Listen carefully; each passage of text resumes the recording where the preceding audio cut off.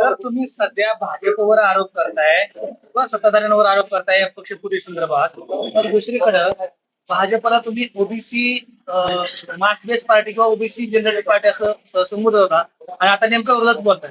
हे बघा, आताच्या घटना घडामोडी घडतायत. ओबीसीच्या बाजूनं ना सत्ताधारी बोलायला तयार आहेत, ना विरोधक बोलायला तयार आहेत, ना आमदार बोलायला तयार आहेत, ना खासदार बोलायला तयार आहेत. महाराष्ट्राच्या पावसाळी अधिवेशनामध्ये 2 आमदारांनी मला कुठेतरी प्रश्न उपस्थित करण्यासंदर्भात एक पत्र दिलेलं होतं, पण तेही प्रश्न अजेंड्यावर आले नाही. मग महाराष्ट्राच्या अधिवेशनामध्ये महाराष्ट्रातल्या 60% ओबीसीच्या प्रश्नावर एकही लक्षवेधी येणार नसेल, एकही प्रश्न मांडला जाणार नसेल, त्यांच्या आरक्षणासंदर्भात बोललं जाणार नसेल, त्यांच्या वेगवेगळ्या प्रश्नावर बोललं जाणार नसेल, तर महाराष्ट्रातल्या 60% ओबीसीनी नक्की करायचं काय? त्यामुळं कधी काळी ओबीसी हा भाजपचा डीएनए आहे म्हणून भाजपनं ओबीसीची मतं घेतली. इथल्या सत्तेचा राजमार्ग हा ओबीसीच्या तांड्यावरून, वाड्यावरून, वस्त्यावरून, पाड्यावरून, बलुत्या आलुत्यांच्या वेगवेगळ्या गल्ल्यामधून जात असेल आणि ते जर आमच्या प्रश्नावर काम करणार असतील, ते कुणाला घाबरून इथले आमदार खासदार जर ओबीसीच्या प्रश्नावर बोलणार नसतील, तर इथून पुढच्या कालावधीमध्ये ओबीसी स्वतःच्या प्रश्नावरती काम करतील. कशा पद्धतीने करेल? तुमचं काय धोरण, भूमिका काय असणार आहे? बघा, आमची भूमिका तर अशी आहे, या महाराष्ट्रामध्ये आमचं कुणीच नाही या निष्कर्षाप्रत आम्ही पोहोचलेलो आहोत. त्यामुळं इथून पुढच्या कालावधीमध्ये आम्हाला ओबीसीचा क्राऊड डोळ्यासमोर ठेवून काही निर्णय घ्यावे लागतील. काय निर्णय घेणार? निर्णय काय? ओबीसी जनता पार्टी असेल महाराष्ट्रामध्ये, ती पुढे येईल, ओबीसीच्या प्रश्नावर काम करेल आणि आमचा जैविक बंधुभाव म्हणून एससी एसटी बांधवांना आव्हान करेल. आमच्या एससी बांधवांमध्ये जी काही भांडणं लागलेली आहेत, अरे तुमचं आरक्षण या भाजपनं, इथल्या सत्ताधाऱ्यांनी, इथल्या कारखानदारांनी कधीच लोण्याचा गोळा घेऊन गेलेत. तुम्ही जे भांडताय ते बुडीत निघालेल्या बँकेच्या चेकसाठी भांडताय. आता भाजपचा डीएनए ओबीसी नाही, भाजपचा डीएनए प्रसाद लाड आहे. कशावर? त्या प्रसाद लाडच्या खाजगी कंपन्यांना महाराष्ट्राच्या 1 लाख नोकऱ्या त्या प्रसाद लाडाच्या कंपनीच्या माध्यमातून महाराष्ट्र शासन 1 लाख पोरांना 25,000पासून 1.25 लाखापर्यंत पगार देत आहे. मग जर नोकऱ्या जर प्रसाद लाडच्या कंपन्या चालवत असतील, तर भाजपचा डीएनए प्रसाद लाड. ओबीसीच्या तरुणांच्या प्रश्नावरती, ओबीसीच्या आरक्षणाच्या प्रश्नावरती जर इथं कोण बोलत नसेल, तर फुले शाहू आंबेडकरांच्या महाराष्ट्रामध्ये ओबीसी जनता पार्टी मोठ्या ताकदीनं काम करेल. कधी सुरुवात करणार? लक्ष्मण हाके सातत्यानं राष्ट्रवादीवर एकतर्फी टीका करतायत. मुख्यमंत्र्यांना कधी जाब विचारला वाटतं लक्ष्मण? आम्ही आता कुणाबद्दल बोललो मी? आता मी तेच बोलतोय ना. गोपीनाथरावजी मुंडे म्हणायचे माधव म, आताची भाजपा म्हणते कारखानदार म, आताची भाजपा म्हणते शिंदे ठाकरे, काय नुसतं फोडाफोडी. आता भाजपचं नाव फोडाफोडी पार्टी ठेवा, त्यांना कुणाचं काही पडलेलं नाही.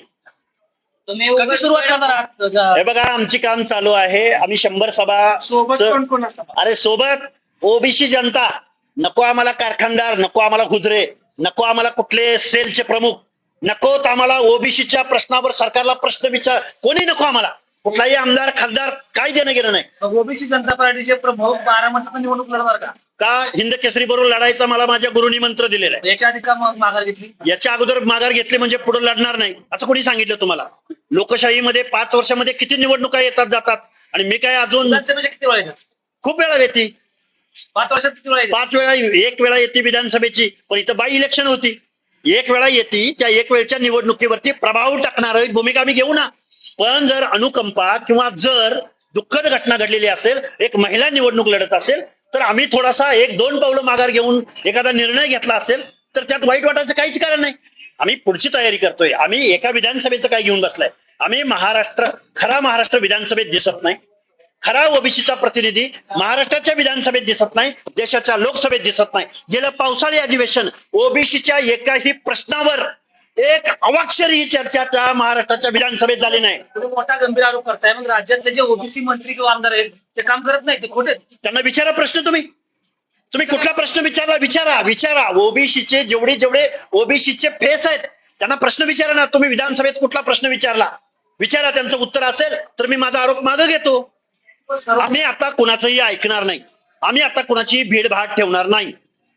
जे बोलणार नाही त्यांना आम्ही बोलणार की बाबा हो, तुम्ही जर 60% ओबीसीचे प्रश्न महाराष्ट्राच्या विधानसभेमध्ये मांडणार नसाल तर आम्हाला आमचा विचार करू द्या ना.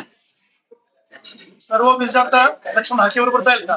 कारण की ओबीसीचे नेते आहेत, ते सत्ताधाऱ्यांबरोबर आणि मोठ्या पक्षाबरोबर गुंतवलेले बांधले गेले. ओबीसीचे नेते सत्ताधाऱ्यांबरोबर, कारखानदारांबरोबर, वतनदारांबरोबर त्यांना शुभेच्छा आहे. ओबीसीचं आरक्षण संपलेलं आहे. या संदर्भात जर ते भूमिका घेणार नसतील, ओबीसींना सुद्धा विचार करावा लागेल. खूप प्रेमानं बोलतोय मी या गोष्टी. ओबीसीच्या नेतृत्वासंदर्भात सुद्धा बोलतो. तुम्ही जर ओबीसीचे फेस असाल, तुम्ही जर ओबीसी फेसलेस ओबीसीचे नेतृत्व म्हणून जर तुम्ही कायद्याच्या सभागृहात असाल, तुम्ही बोलणार कधी? सांगा ना आम्हाला, कधी कुठे बोलणार? तुम्ही विधानसभेत बोलणार नाही, तुम्ही पत्रकार परिषदेत बोलणार नाही, तुम्ही जाहीर सभेत बोलणार नाही, मग तुम्ही ओबीसीचे नेते कसले? आज रोजी ओबीसीच्या मुलांना इंजिनिअरिंगला आणि मेडिकलला ऍडमिशन घ्यायला एक कास्ट व्हॅलिडिटी लागते. त्या कास्ट व्हॅलिडिटीचं ओबीसीसाठी 4 दिवसाचा कालावधी. 4 दिवसामध्ये व्हॅलिडिटी सबमिट करावी लागते. पण जरांगे पाटलाच्या कृपेनं जे 9 ओबीसी म्हणून आता येत आहेत त्यांना 6 महिन्याच्या व्हॅलिडिटीसाठी कालावधी. असा जी आर कसा असू शकतो? या जी आर वर महाराष्ट्राच्या पावसाळी अधिवेशनामध्ये एकतरी आमदार बोलला का? एकतरी मंत्री बोलला का? ओबीसीची सब कमिटी बोलले का? हे प्रश्न आहेत ना. त्यामुळे ओबीसीच्या प्रश्नावर जर कोणी काही बोलणार नसेल, ओबीसी जनता पार्टी निश्चित महाराष्ट्रामध्ये फुले शाहू आंबेडकरांचा महाराष्ट्र, ओबीसींचा 60% लोकसंख्या आमची आहे आणि 60% लोकसंख्येच्या प्रश्नावर जर कोण बोलत नसेल, अधिवेशनामध्ये एवढा पैसा खर्च होत असेल, तिथून काही आउटपुट निघत नसेल, तर आम्ही काय केलं पाहिजे? आम्हाला पर्याय द्यावा लागेल. प्रश्नच नाही. एससी बांधवामध्ये भांडण लावायचं काय कारण आहे? माझी एससी बांधवांना दोघांनाही माझी हात जोडून विनंती आहे, तुम्ही ज्या रिझर्वेशनसाठी भांडताय, ज्या भांडणातून तुम्हाला लाभ मिळेल अशी आशा आहे, अरे ते सगळे नोकऱ्या सगळ्या या इथल्या सत्ताधाऱ्यांनी आउटसोर्सिंगच्या माध्यमातून खाजगीकरणाद्वारे अरे नोकऱ्या कधीच संपलेत दादा. हो, स्वर्गीय उपमुख्यमंत्री अजित पवार ज्यावेळेस अर्थमंत्री होते त्यावेळेस तुम्ही अजित पवारांना टार्गेट करत होता, ओबीसीला निधी दिला जात नाही महामंडळाला. आता अर्थखात मुख्यमंत्री मी बोलतोय ना. यांच्याकडे आहे, मात्र तुम्ही चकार शब्द आता मी बोलतोय ना. अरे मी आता सत्ताधाऱ्याच्या निधी दिला विरोधात, जात नाही ना. हे बघा, आता 18 महामंडळांचा अध्यक्ष नेमला जात नाही. तुम्ही 18 आतापर्यंत किती वेळा मुख्यमंत्र्यांवर बोलला? आतापर्यंत प्रत्येक प्रेस माझी काढून दाखवा. मी इथल्या सत्ताधाऱ्यांच्या तुम्ही नाव घेऊन माननीय देवेंद्र फडणवीस साहेब ओबीसीच्या नावानं, ओबीसीच्या वेगवेगळ्या जात समूहांच्या नावानं, त्यांच्या महामानवांच्या संतांच्या नावानं तुम्ही 18 महामंडळं घोषित केली. त्या महामंडळांना तुम्हाला अध्यक्ष भेटत नाही, त्याला कार्यालय भेटत नाही, त्याला एक साधा शिपाई भेटत नाही, त्याला 1 रुपयाची बजेटरी तरतूद मिळत नाही. या संदर्भात ओबीसीवरचा अन्याय नाही का? अन्यायचं मी काय बोलतोय तेच सांगतोय.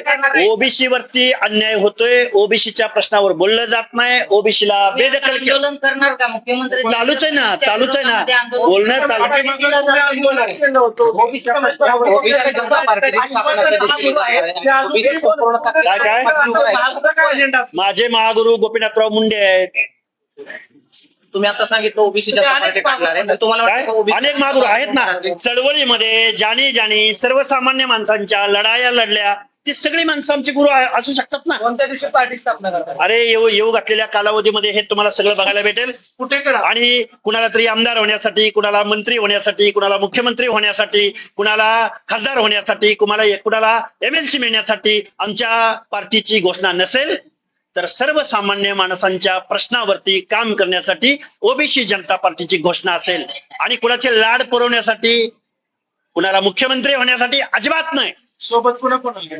ओबीसी जनता, SC ST बांधव, दलित मायनॉरिटी सगळी माणसं आमच्या बरोबर असतील. ज्याला लोकशाहीची चाड आहे, ज्याला लोकशाही वाचवायची आहे, ज्या माणसांना सोनम वांगचुक यांच्या बाबतीमध्ये ज्या घटना घडल्या, ज्यांना दुःख झालं, ती सगळी माणसं आमच्या बरोबर असतील. थँक्यू.